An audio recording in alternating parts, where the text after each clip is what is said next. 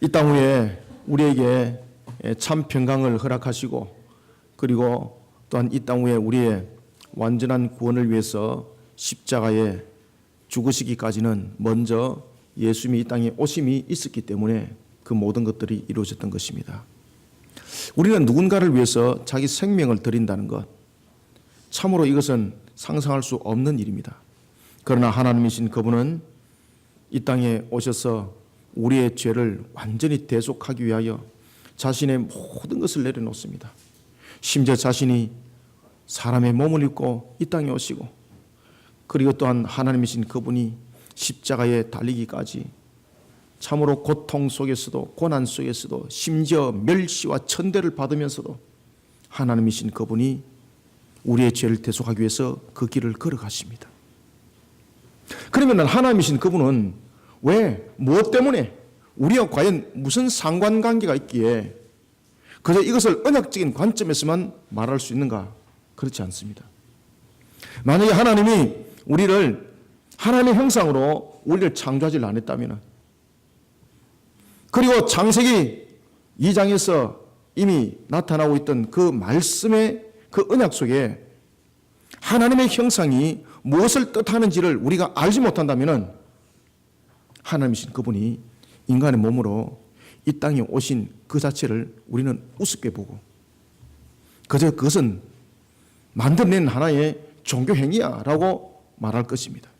그러나 창세기 1장부터 그 내용들을 차근차근 그 속에서 하나님을 믿음으로 바라보고, 그리고 하나님을 온전히 만났을 때에 야, 그분이 이래서 오셨구나, 그분이 이래서 오셨구나, 이것을 여러분들 알게 되는 것입니다.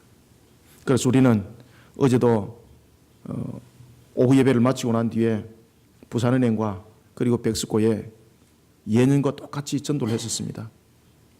약 한 4시간 반에서 5시간 길거리에서 외치면서 전도하고, 또한 우리가 성탄의 기쁨을 함께 나누기 위해서 우리가 준비했던 조그마한 선물도 나누고, 또한 수개월 동안 오카리나로 준비했던 내부는 그 추위 속에서도 오카리나를 4시간 동안 열심히 부는데 얼마나 감사한지. 그리고 마치고 난 뒤에 저희들이 함께 모여서 기도하고, 그리고 또한 우리가 찬양을 하고 올 때에 많은 사람들이 함께 크리스마스의 그 뜻을 다시 한 번 더 되새기면서 메리 크리스마스라고 이야기할 때에 이것은 하나의 종교 행위 행사하는 날짜가 아니다.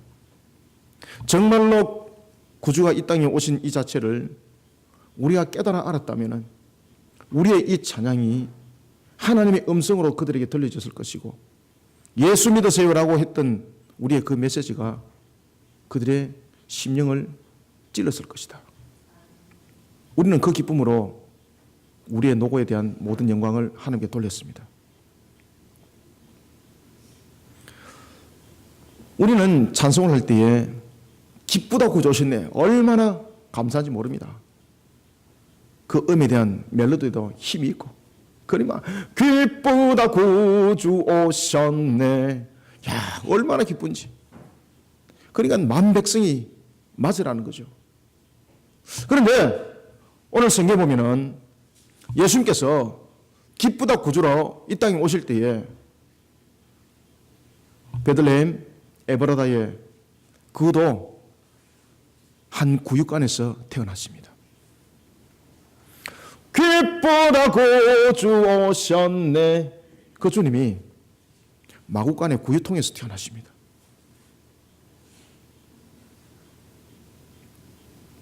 예루살렘에서 태어나지 아니하시고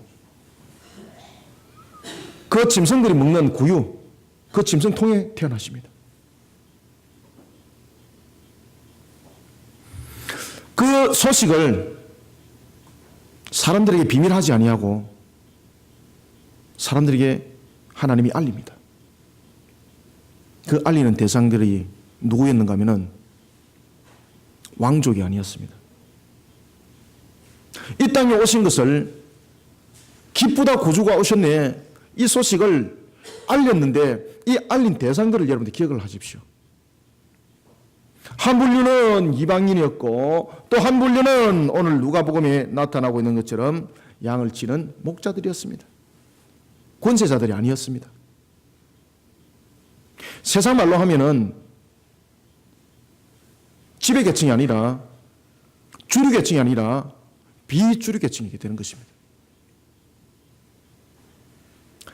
야곱의 70인의 가족들이 고센 땅으로 갈 때에 요셉이 자신의 형들 그리고 가족들을 소개를 하면서 분명히 왕에게 이 말을 하라고 전합니다. 그것은 바로 뭔가 하면은 우리는 무엇을 하는 자라고, 우리는 정치하는 자가 아니라 군사를 하는 자가 아니라 우리는 목축하는 자입니다. 이 말을 꼭 하십시오.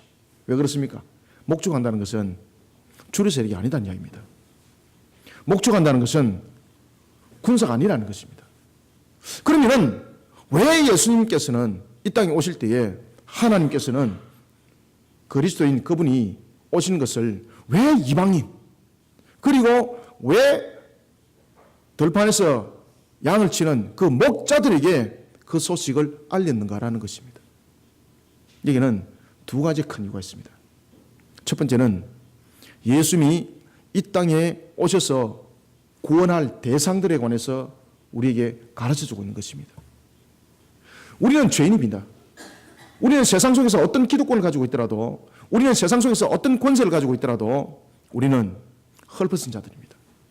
우리는 이방인들입니다.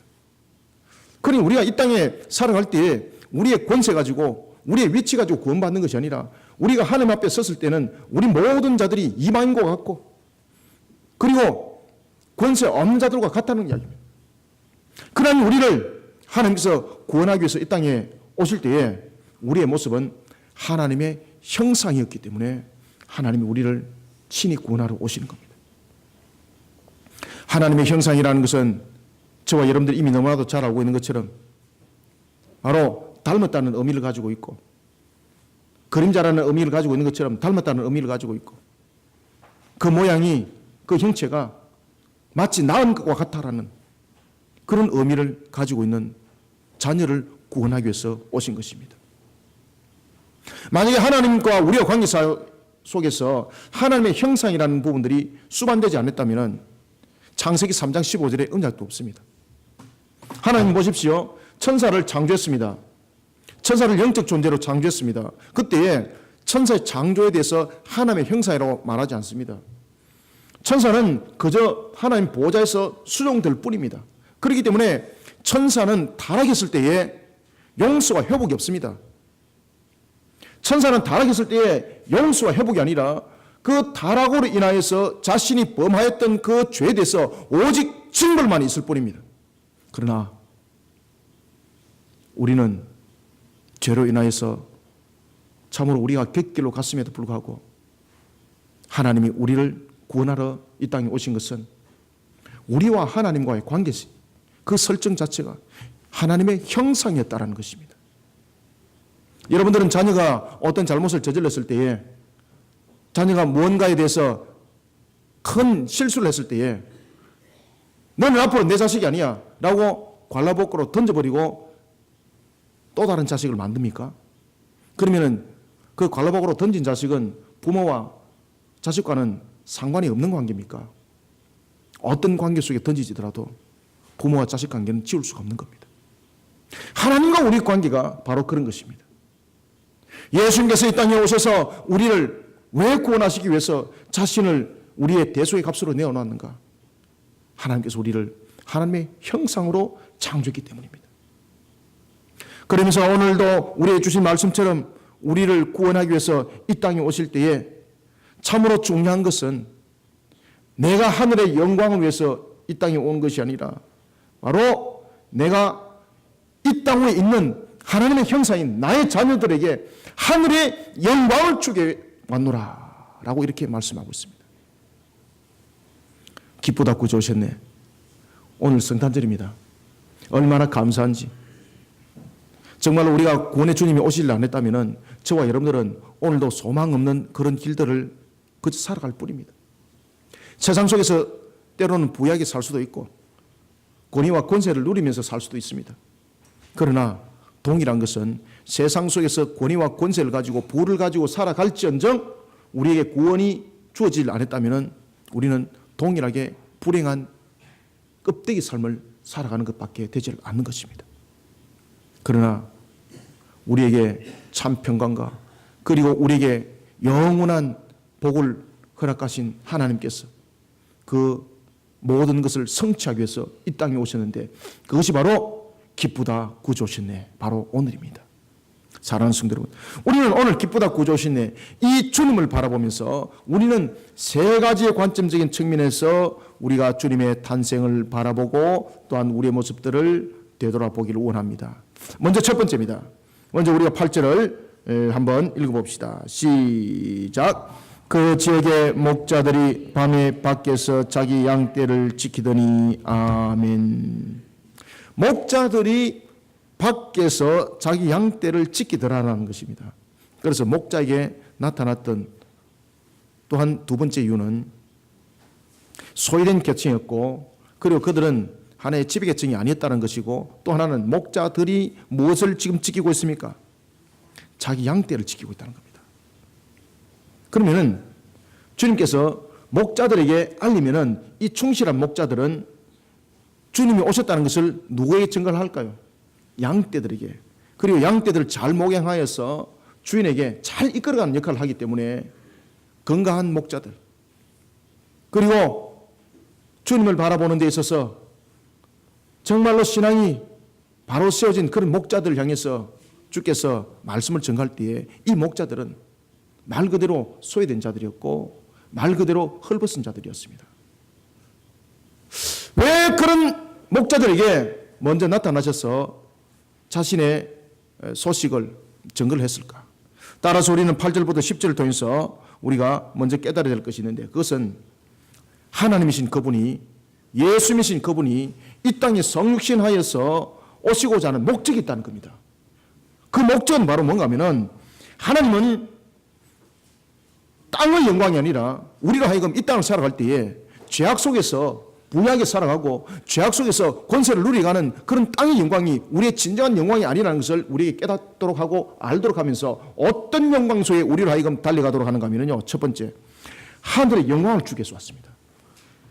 하나님은 땅의 영광이 아니라 하늘의 영광을 우리에게 주기 위해서 그리고 그 하늘의 영광을 주기 위하여서 우리를 구원할 예수 그리스도의 탄생을 인류를 향해서 알리셨던 것입니다. 그것을 누구에게? 많은 사람들에게 알릴 수 있는 목자들에게 전했던 것입니다. 만약에 예수님께서 오실 때에 그 오시는 그 모습을 만약에 대제사장이라든지 제사장과 같은 왕과 같은 이런 특별한 위치에 있는 자들에게 알렸다면 여러분들 이것이 백성들에게 그 소식이 전거되어졌을까요? 성경을 보면은 전거되지 않았다는 것을 여러분들 알 수가 있습니다. 첫 번째, 당시의 헤롯 왕을 보십시오. 첫 번째, 당시의 헤롯 왕을 보면은 헤롯 왕은 마귀의 앞잡이가 되어서 그 동방에서 온 그 박사들이 아기 예수의 탄생을 알리니까 뭐라고 말합니까? 야, 나도 가서 경배하고 싶다. 내게도 좀 알려주라. 그는 마음으로 무슨 계획을 가지고 있었습니까? 나에게 알리면은 가서 죽여버리겠다는 겁니다. 왜? 그가 메시아로서 왕으로서의 그 모습으로 오면은 나의 왕으로서 위치는 상실당한다는 거죠. 그 다음에 두 번째, 제사장들의 모습을 보십시오. 예수님께서 자신이 하나님의 아들인 것을 증거하고 그리고 기적과 이적을 통해서 또한 말씀을 통해서 자신이 하나님인 것을 증명해 나가기 시작합니다. 그러니까 이 대제사장이 깜짝 놀랍니다. 그러면서 예수님을 신성모독으로서 잡아오도록 하고 예수님을 신성모독으로 잡아올 때 그의 입에서 이런 말을 합니다. 그가 설령 무엇일지라도 그가 설령 메시아일지라도 이 순간은 그가 죽어줘야 되겠다. 무엇 때문에? 자신의 위치가 실각당하기 때문에. 그래서 하나님이 누구에게 알렸다? 목자들에게 알렸다는 거예요. 목자들에게 알렸다는 것은 목자들이 어떤 일들을 충실하게 감당할 수 있다는 이야기죠. 많은 사람들에게 목자들은 전가할 수 있는 그런 위치에 있었고, 그리고 보편적으로 그들이 그러한 일들에 있어서 충실하게 사명대를 감당할 수 있는 자들이었기 때문에 목자들에게 나타났던 것입니다. 무엇을 전하기 위해서? 땅의 영광이 아니라 하늘의 영광을 내가 너희에게 주겠노라, 이것을 우리에게 알도록 하기 위해서입니다. 그래서 성경은 이렇게 말합니다. 10절에 보면은, 9절에 보면은 주의 사자가 곁에 서고 주의 영광이 그들을 두루 비추매 크게 무서워하더라. 죄악된 인간이 하나님 앞에 섰을 때의 우리의 모습들을 말하고 있는 것이고, 10절은 우리가 보면은 천사가 이르되 무서워 말라, 보라 내가 온 백성에게 미친 큰 기쁨의 소식을 너에게 전하노라. 말 그대로 역할자죠. 천사가 뭐라고 말하고 있습니까? 천사가 이르되 무서워 말라, 보라 내가 누구에게? 온 백성이라고 그러죠. 온 백성에게. 온 백성에게 미칠 그 큰 기쁨을 너희에게 주노라고 말하고 있습니다. 그러면 이 목자들의 역할이 무엇이라는 이야기입니까? 그럼요, 온 백성에게 전하는 그런 역할들이 이들에게 주어졌다는 이야기입니다. 그러면 이들이 그 역할을 했다는 이야기입니까? 안 했다는 이야기입니까? 그렇죠. 아멘, 할렐루야. 우리 주일학교 아이들이 제일 낫네. 물어보지도 않았는데 대답도 잘하고 꼼지락 하면서 듣는 건 다 듣고 참 미래가 있습니다. 그죠? 왜 목자들에게 이런 나타났다고요? 오늘 10절 하반절에 그 이유를 딱 설명하죠. 온 백성에게 미칠 큰 기쁨의 좋은 소식을 너에게 전하노라. 그죠? 예수님께서 오신 이 소식을 헤롯 왕이 알았다면 헤롯 왕은 비밀 가운데서 예수님을 죽임으로써 끝냈을 것이고, 대제사장을 비롯한 그들 종교 지도자들에게 나타나서도 동일한 역사가 일어났던 것입니다. 그러니 하나님이신 그분이 이미 그 모든 것들을 알고 계시는 그분이 누구를 찾아갔더라? 그래서 목자를 찾아간 거예요. 목자를. 그러면서 말씀하시기를 내가 이 기쁜 소식을 온 백성에게 전하기 위해서 내가 이 기쁜 소식을 너희들에게 전하노라. 사랑하는 성도 여러분, 예수님께서 이 땅에 오신 것이 우리에게는 얼마나 기쁜지 모릅니다. 예수님은 이 땅에 오신 것은 우리에게 이 땅의 영광으로서 만족하는 자가 아니라, 이 땅의 영광으로서 나의 전부인 것을 착각하는 자가 아니라 하늘의 영광이 있다는 것을 우리에게 알도록 하기 위해서 하늘의 영광을 주게 하여서 이 땅에 오신 우리의 구세주 예수님이십니다. 그런 주님께서 오늘도 우리에게 말씀하십니다. 목자인 우리들에게 말씀하십니다. 양들을 목양하고 있는 우리들에게 말씀하고 계십니다. 큰 기쁜 좋은 소식을 내가 너희들에게 전하노라. 아멘. 그러면은 큰 기쁜 소식을 온 백성에게 미칠 큰 기쁜 소식을 우리에게 전하노라 라면은 우리가 어떤 의무를 함께 가지고 있다는 이야기입니까? 그 큰 기쁜 소식을 내가 알아들은 것으로서 내가 말이지 그래도 내가 인정을 받네, 이것이 아니죠. 우리에게 어떤 내용을 지금 설명하고 있는 겁니까? 온 인류를 향하여서, 온 백성을 향해서 미칠 이 큰 기쁨의 소식을 내가 너에게 전했기 때문에 너는 이 소식을 어떻게 될 의무를 가지고 있다? 그럼요, 전도해야 될 의무를 가지고 있다. 전도해야 될 의무를 가지고 있다. 여러분 배우십시오, 여러분들. 전거될 의무를 가지고 있다는 거죠. 전거될 의무를 가지고. 아시겠습니까? 그래서 이 성경을 읽으면서 목자들에게 나타났으니까 참 감사다, 나도 주님께서 나타나면 좋겠다라고 말하는데 그 내용들을 여러분 충실하게 잘 읽으시기 바랍니다. 동방박사들에게도 주님께서 나타나셔서 그들에게 사역을 감당하도록 하셨습니다. 뿐만 아니라 목자들에게도 나타나셔서 그 사역을 감당하도록 하셨습니다. 그들의 중요한 사역들은 전하는 사역이었습니다. 전가하는 사역이었고 정령하는 사역이었습니다. 무엇을? 이 땅의 영광이 아니라 하늘의 영광을 보라는 겁니다. 하늘의 영광을 위해서 내가 왔노라. 사랑하는 성도 여러분, 이 땅에 우리가 삶을 살아갈 때에 때로는 연약함이 있고 때로는 궁핍함이 있고 때로는 부족함이 있습니다. 그러나 하늘의 영광이 우리 가운데 놓여져 있음을 감사하고 그 영광을 바라보는 우리 성도들이 그런들이 되시기를 소망합니다. 기쁘다 구주오셨네. 만약에 주님이 우리의 죄사함을, 우리를 죄를 사하는 만으로 말했다면 우리의 죄사함은 의미가 없습니다. 우리가 여러분 죄를 사함을 받았습니다. 그러면 영생이 이르게 됩니다. 그런데 문제는 영생이 이르게 될 때에 부족함 가운데 영생이 이른다든지 병든 가운데 영생이 이른다든지, 그죠? 이러면은 우리가 구원받은 자체가 의미가 없습니다. 하늘의 영광이라는 것은 땅의 영광과 다르다는 거죠. 이것은 말 그대로 샬롬이라는 것이고 우리에게 부족함이 없다는 것이고 정말로 참 평강은 우리에게 무엇을 말하는가? 우리의 모든 영육간의 회복을 함께 말할 뿐만 아니라 우리에게 모든 것에 대해서 부족함을 아시는 하나님께서 모든 것을 채워나가는 충만함의 역사로서 형통의 역사로서 모든 것을 이끌어 가더라는 것입니다. 그러니 그런 하늘의 그 영광을 내가 너희들에게 전하노라. 내가 너희들에게 전하노라. 오늘도 그 영광의 그 기쁨을 오늘도 세상 가운데 증가하는 예수 그리스도의 탄생을 알리는 우리 거리심교회 그리고 우리 성도들이 다 되시기를 소망합니다. 그 다음에 두 번째는 우리가 기쁘다 구주가 오셨네. 이것을 통해서 우리가 세상 가운데 무엇을 증거해야 되는 것이고 그리고 주님은 과연 우리에게 무엇을 이루기 위해서 오셨는가라는 것을 한번 보겠습니다. 11절을 함께 읽습니다. 시작. 오늘 다윗의 동네에 너희를 위하여 구주가 나셨으니 곧 그리스도 주시니라. 아멘. 자, 오늘 여기서 11절에서 우리가 세 가지를 주목을 해봅시다. 첫 번째는 오늘이라는 것입니다. 오늘. 그 다음에 두 번째는 우리가 무엇을 주목하는가 하면은 바로 다윗의 동네입니다. 다윗의 동네. 그리고 세 번째는 그리스도 주입니다. 오늘이라는 것은 여러분 어떤 의미를 담고 있을까요? 오늘이라는 것은 어떤 의미를 담고 있는가 하면은 그전에 내가 이야기를 했다는 이야기입니다. 그전에 내가 이야기를 했던 것을 내가 오늘 이룬다는 겁니다.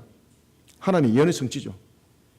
이 예언의 성취를 우리는 이사야서를 통해서도 우리는 봐왔었고 미가서를 통해서도 우리는 이미 봐왔습니다. 오늘날 내가 너의 죄를 사하기 위해서 구세주를 보내기로 했던 그 약속, 이사야를 통해서 줬던 그 예언의 성취, 미가를 통해서 줬던 그 예언의 성취, 그 성취를 내가 오늘이라는 것은 반드시 역사 속에서 이룬다는 뜻입니다. 그 주님이 그렇게 오셨습니다. 그래서 오늘이라는 것은 역사 속에서 성취를 한다는 이야기입니다. 예언의 말씀에 역사 속에서 성취를 한다는 겁니다. 우리는 성경의 곳곳에 보면은 하나님께서 우리에게 주신 예언의 말씀들이 있습니다. 그 예언의 말씀은 이 오늘이라는 이 말씀과 함께 모든 것이 역사 속에서 성취될 줄 믿으시길 바랍니다. 하나님께서 우리에게 말씀하셨습니다. 우리가 이 땅을 살아갈 때에 우리가 하여금 에스겔서의 마른 뼈 같은 그런 삶이 아니라 마른 뼈에 무엇을 생기를 불어넣어서 생명이 되게 하겠다는 건 그 모든 것을 이 땅을 살아가는 너희들에게 내가 구원만을 말하는 것이 아니라 너희들의 삶을 통해서 너희들의 인생의 여정을 통해서도 내가 함께 일으키겠다는 겁니다. 그러면서 여러분들 에스겔서에 여러분 잘 아시는 것처럼 37장에 보면 복된 소낙비를 이야기를 하고 있습니다. 하나님의 택한 백성, 우리를 구원하시고 그저 내팽이치고 내가 너를 구원했으니 다음부터 너가 책임져 이것이 아니라 오늘이라는 것은 그 예언의 성취, 하나님께서 구원하시기로 우리를 예정했던 그 성취만이 아니라 내가 구원하기로 했던 그 자들을 향하여서 신명기 28장에 우리에게 줬던 그 축복이 복된 소낙비로 에스겔서의 말씀처럼 성취되는 그 역사가 역사 속에서 일어난다는 것입니다. 그래서 오늘 다윗의 동네에 너희를 위하여 구주가 나셨으니라는 것은 이제 나셨다는 이야기죠. 사랑하는 성도 여러분, 하나님께서 우리에게 줬던 예언의 말씀은 그저 하나의 동화책 속에 실어놨던 내용들이 아닙니다. 반드시 역사 속에서 실현될 성취될 말씀이십니다. 그러면서 두 번째는 우리에게 그리스도 주라고 말씀하고 있습니다. 그리스도 주라. 말라기의 내용 성취죠. 오늘이라는 이 내용이 이사야와 그리고 또한 우리가 미가에 대한 내용의 성취라면은 그리스도 주라는 것은 바로 말라기의 성취를 말하고 있습니다. 그리스도는 여러분들 예수님의 사역을 말하고 있습니다. 이 땅에 오셔서 예수님께서 이루실 삼중 직분에 대한 내용을 다루고 있는 겁니다. 이 삼중 직분은 제가 그전에도 말씀드렸던 것처럼 예수님이 우리의 값이 되주기 위해서는 세 가지의 큰 형태로 있었다. 첫 번째는 나면서부터 30전에 가시와 응응키로서의 율법에 순종하고 그 모든 값을 지불하는 삶의 여정에 대한 값이었고, 그리고 두 번째 값은 바로 공생의 값이었다. 34에서부터 십자가에 죽으시기까지 그 값이었고, 그리고 마지막 세 번째 값은 무엇이었다? 십자가에서 생명의 속전으로 드리는 것이었다. 이 세 가지를 다 이루어서 우리는 예수님께서 요한복음 19장 30절에서 다 이뤘다라고 말씀했던 겁니다. 그러면 이 그리스도라는 것은 뭔가? 이 그리스도라는 것은 바로 예수님께서 십자가에서 죽으시기까지 이 땅에서 이룰 삼중 직분으로서의 사역을 말하고 있습니다. 우리의 구세주로서 오셔서 그저 우리의 죄값을 대속하기 위해서 죽는 것으로만 끝내질 않았다는 겁니다. 예수님께서는 삼중 직분을 통해서 우리를 통하여서 또한 두 가지의 큰 뜻을 이룹니다. 첫 번째는 회개함의 역사를 일으키고, 두 번째는 양육하는 그 과정을 통해서 우리를 하여금 계속해서 하나님의 사역들이 이 땅 위에 번성해서 일어나도록 제자들을 세우셨습니다. 이것들이 바로 삼중직분의 사역 가운데 있었고, 그리고 마지막에 삼중직분의 사역 가운데서 하이라이트가 바로 십자가에서 죽으시는 제사장의 사역이었습니다. 예수님은 그리스도로서 선자직으로 가르치는 그 사역을 끊임없이 하셨습니다. 안식일날 회당에서 가르쳤습니다. 뿐만 아니라 예수님은 또한 왕으로서의 그 능력으로서의 그 모든 것들을 예수님께서는 병마를 물리치고 귀신을 쫓으시고, 뿐만 아니라 왕으로서의 그 모든 권세를 가지고 다스려 나갈 때에 심지어 순종하는 복종하는 왕으로서 자신을 다스려 나가기까지 합니다. 여러분들, 예수님이 삼중직분을 가지고 귀신을 쫓아보낼 때에, 병든 자를 나을 때에, 나수게 할 때에 이 삼중직분 가운데 어떤 것이 여러분들 그 삼중직분에 해당된다고 여러분 보십니까? 제사장으로서는 그 삼중직분을 가지고 귀신을 쫓아보내고 이 역할을 하지 못합니다. 왕이라는 것은 권세입니다. 권능입니다. 귀신을 쫓아보낼 수 있는 것은 제사장의 직분으로 되지 않습니다. 선지자의 직분으로 되지 않습니다. 오직 누구만이 할 수 있습니까? 그럼요, 왕만이 할 수 있는 거예요. 왕만이. 내가 너에게 명하노니 물러가라! 그러니 마귀가 물러가더라는 것입니다. 이 삼중직분을 예수님은 감당합니다. 그때에 이 모든 삼중직분이 자신의 영광을 위해서 그 직분을 사용하지 않습니다. 오직 우리만을 위해서 그 직분을 감당합니다. 바로 언약의 성취입니다. 따라서 우리는 두 번째 11절을 통해서 예수 그리스도의 나심에 대한 예언의 성취를 통해서 하나님께서는 창세기 3장 15절의 언약의 실현과 함께, 그리고 하나님의 형상을 향하여서 간절한 한 사람을 우리는 세우기를 원하십니다.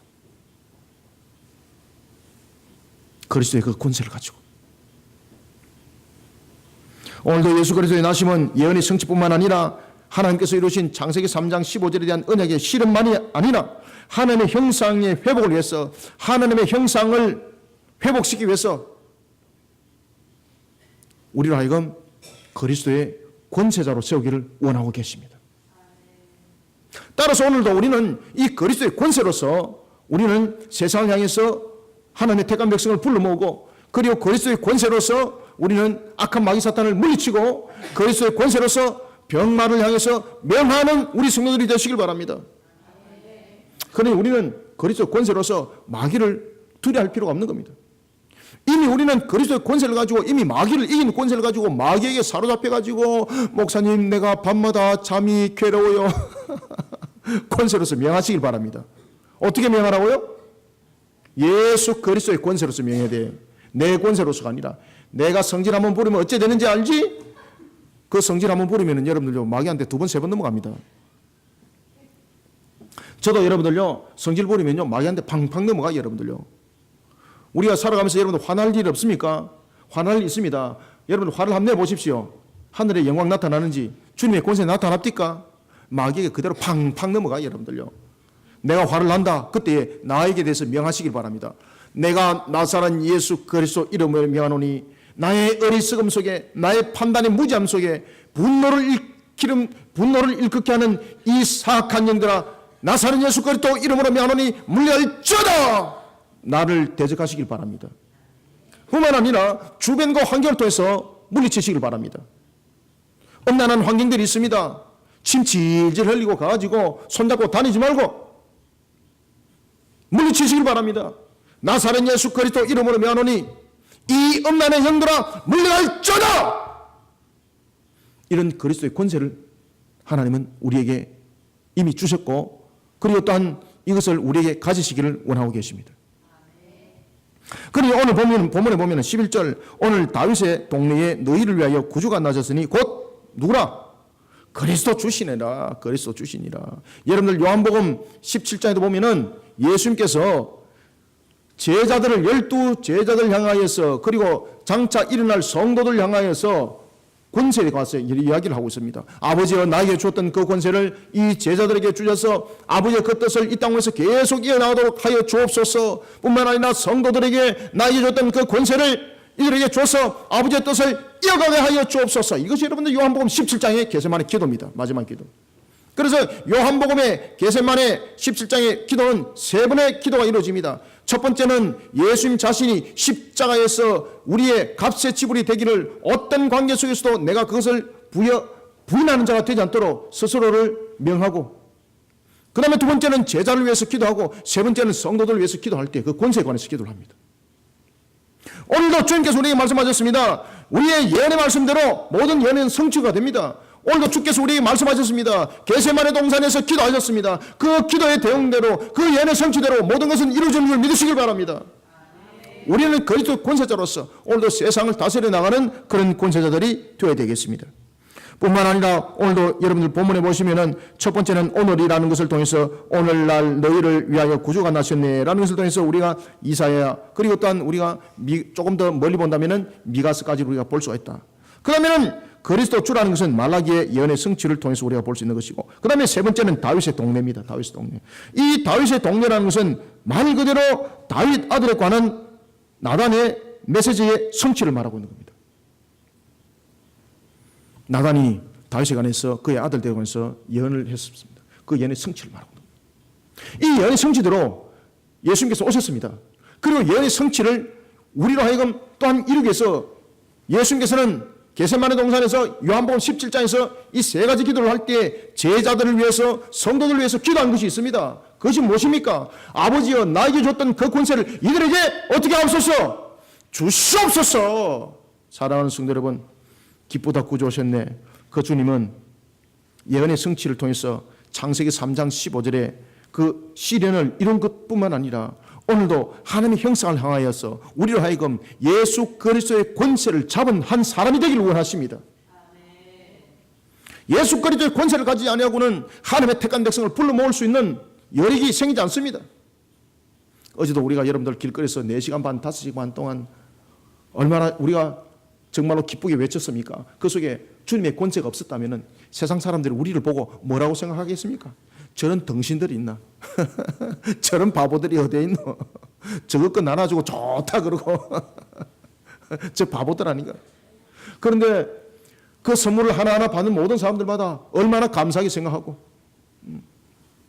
심지어 여러분들 우리가 전도 현장 속에 제가 이제 그 전도용품을 싣고 오는 사이에 부산은행 쪽에서 아마 전도했던 것 같아요. 그래서 제가 오늘 아침에 물어봤습니다. 집사님한테. 집사님, 이 야구르트 어떤 분이 줬어요? 그러니까 저희들도 몰라요. 그런데 저희들이 전도하고 있는데 누군가가 주고 가셨어요. 얼마나 감사해, 그죠? 그러니까 우리가 예수 그리스도의 그 권세로서 나갈 때에 하나님의 택한 백성 속에서 심령이 감동하며 역사가 일어나고, 그 속에서 놀라운 하나님의 그 역사가 일어날 때 택한 백성은 불러 모으게 되고 새하늘과 새 땅은 임하게 된다는 사실입니다. 오늘도 예수 권세로서 달려가는 우리 모든 성도들이 되시기를 소망합니다. 그 다음에 세 번째는 우리가 마지막으로 기쁘다 구주오신 내를 통해서 우리가 어떤 모습을 우리는 담아내야 되고, 그리고 하나님은 무엇을 우리에게 원하시는가. 우리가 12절 한번 읽어봅시다. 시작. 너희가 가서 강보에 사역 구유에 뉘어 있는 아기를 보리니 이것이 너에게 표적이라 하더라. 아멘. 여러분, 표적은 무엇입니까? 말 그대로 표적은 여러분 말 그대로 뭔가를 통해서, 어떤 사물을 통해서 명확하게 드러낸 것 아니겠습니까? 그죠? 표적. 세메이온, 명확하게 드러낸 것. 틀림없다는 거죠. 주님께서 오셨는데, 강보의 사에서 오는데 마을 구입니다. 그런데 그것을 우리에게 보여준 표적이라고 말하고 있습니다. 그리고 13절에서 이렇게 말합니다. 호련히 수많은 천군이 그 천사들과 함께 하나님을 찬송하여 이르되 14절 지극히 높은 곳에서는 하나님께 영광이요 땅에서는 하나님이 기뻐하시는 사람 중에 평화로다 하시니라. 아멘. 무엇을 하기 위해서 왔다는 겁니까? 땅에 사람들 중에 무엇을 이루기 위해서? 그럼요, 이게 핵심입니다. 이게 평화를 이루기 위해서, 평화를 이루기 위해서. 따라서 우리는 마지막으로 12절부터 14절 통해서 만물의 주권자 되시는 하나님은 길 잃은 영혼들이 구원의 길에 들어서는 것을 이 땅의 최고의 영광으로 받는다는 사실을 오늘 하나님께 주신 말씀을 통해서 믿음으로 아멘으로 받아들이는 우리 성도들이 되시길 바랍니다. 정말로 하나님은 한 영혼들을 구원하여서 실현하는 것들이 뭔가 하면 이 땅의 평화가 그렇게 일어나는 겁니다. 하나님께서 이 땅에 평화를 이루는 방법은 법적인 제도로서 먼저 일어나는 것도 아닙니다. 우리는 여러분들 보십시오. 정부가, 사회단체가 무엇을 갖다가 어떤 것을 다스려 나갈 때 제일 먼저 무엇을 꾸리는가 하면은 조직을 꾸미고 그리고 법을 꾸며서 그 자체가 잘 운영될 수 있도록 제도를 만들어 나갑니다.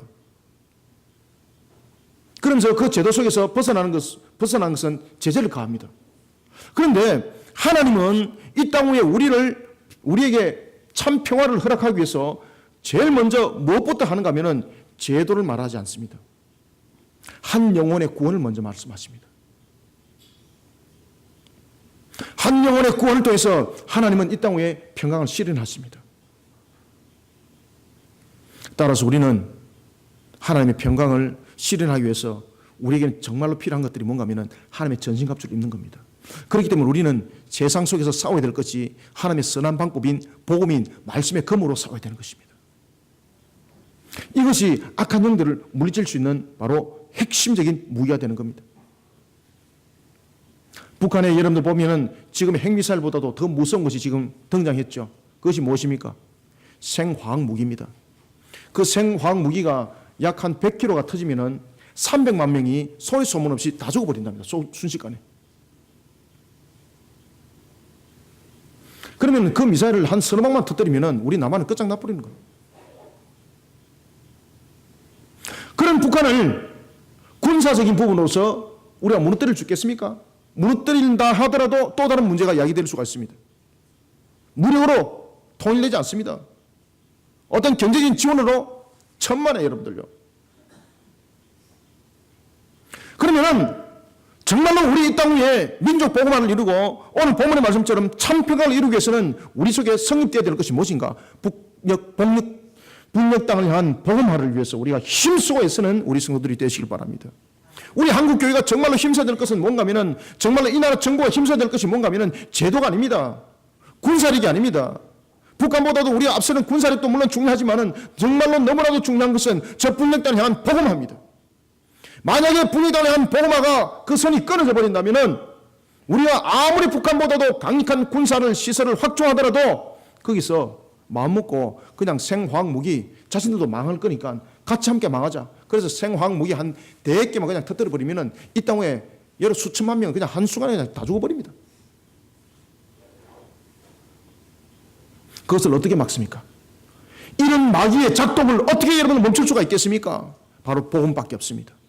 그러니 우리에게는 이 땅 위의 평강이라는 것은 무엇으로 이루어져야 되는가? 복음화로 이루어져야 되는 것입니다. 한 영혼을 구원하는 것으로 이루어져야 되는 것입니다. 저 북녘 땅에 있는 김정은이가 다메섹 도상에서 주를 만났던 사울이 바울로서 주님의 사명을 감당했던 그 길을 걸어가기를 소망합니다. 이러면서 우리는 한 영혼을 위한 복음화를 위한 저 북녘 땅을 가슴에 안아야 되는 것입니다. 주님께서 오늘도 우리에게 그러한 숙제를 주고 있습니다. 만물의 주권자 되시는 하나님은 길 잃은 영혼들이 구원의 길에 들어서는 것을 이 땅의 최고의 영광으로 삼고 있습니다. 왜 그렇습니까? 그것이 바로 우리가 마귀를 이기는 방법이고 그것이 평화를 실현하는 길이기 때문입니다. 제가 방금 여러분들에게 말씀드렸던 것처럼 무기와 무기로서 맞짱을 뜨면은요 결국은 공멸할 수밖에 없습니다. 그렇다고 해서 그들에게 경제적인 지원으로 그들이 원하는 것을 그냥 다 줌으로 인해서 모든 것은 이루어진다. 천만에 여러분들 더 큰 악을 길러낼 뿐입니다. 정말로 우리가 이 땅에서 한국교회를 비롯한 무릎 꿇는 우리들이 민족 보호를 왜 외쳐야 되는가는 이 땅의 진정한 평화가 그 속에 있기 때문입니다. 저 북쪽에 교회를 세운다는 것은 종교 확장 행위가 아닙니다. 저 북녘 땅에 바로 십자가를 세운다는 것은 우리가 살아갈 수 있는, 평강으로 살아갈 수 있는 유일한 방법인 것입니다. 그러나 오늘도 주님께서 우리에게 이렇게 말씀하지 않습니까? 14절 함께 읽습니다. 시작. 지극히 높은 곳에서는 하나님께 영광이요 땅에서는 하나님이 기뻐하시는 사람들 중에 평화로다 하니라. 아멘. 하나님께서도 길 잃은 한 영혼을 구원하는 것을 가장 기뻐했던 것처럼 우리가 나라와 민족을 정말로 똑바로 바르게 세워나가는 참 평강이 그 길이 어디에 있는가? 우리는 이것을 직시하고 저 북녘 땅을 가슴에 안아야 합니다. 뿐만 아니라 지금 첫째 곳곳에 일어나고 있는 우리의 지역 감정들 보십시오. 당들이 갈라져가지고 전라도당, 충청도당, 경상도당, 경기도당, 강원도당, 그러면서 정치권들이 마치 썩은 벌레들처럼 그 열매를, 민족의 열매를 깔아먹고 있습니다. 이를 우리가 어떻게 이 속에서 우리가 평강을 말할 수가 있습니까? 지역 분권화가 일어날수록 더욱더 심화될 수밖에 없습니다. 예수 그리스도의 십자가로서 이 민족을, 이 나라를 하나로 만드는 길밖에 없습니다. 사랑하는 성도 여러분, 예수 그리스도의 십자가 복음입니다. 예수 그리스도의 십자가 복음으로서 우리는 이 땅에 하나님께 영광을 또 올려드리는 최고의 영광을 이루어나가는 우리 그리심교회, 우리 모든 성도들이 되시기를 소망합니다. 그래서 오늘도 이 땅 위에 하나님의 택한 백성의 그 수를 불러 모으고 아멘 주 예수여 어서 오시옵소서라고 우리가 정말로 크게 외칠 수 있어야 하는 것입니다. 사랑하는 성도 여러분, 주님께서 이 땅에 오셨습니다. 기쁘다 구주 오셨네. 주님께서 오셔서 우리에게 주신 숙제가 있습니다. 왜 우리는 기쁘다 구주 오셨네라고 외치지만은 왜 숙제를 안 하느냐 말입니다. 숙제를 안 하니까 문제가 생기는 겁니다. 지금 주님께서 우리에게 주신 그 숙제를 잘 풀어나가시길 바랍니다. 저와 여러분들은 그 숙제를 열심을 다해서 풀어나가는 그러한 교회, 그러한 성도들이 되어야 합니다. 그래서 우리가 2018년 건강한 공동체를 세우는 교회입니다. 건강한 국가 공동체를 세웁시다. 건강한 사회 공동체를 세웁시다. 건강한 교회 공동체를 세웁시다. 건강한 교회 공동체를 세웁시다.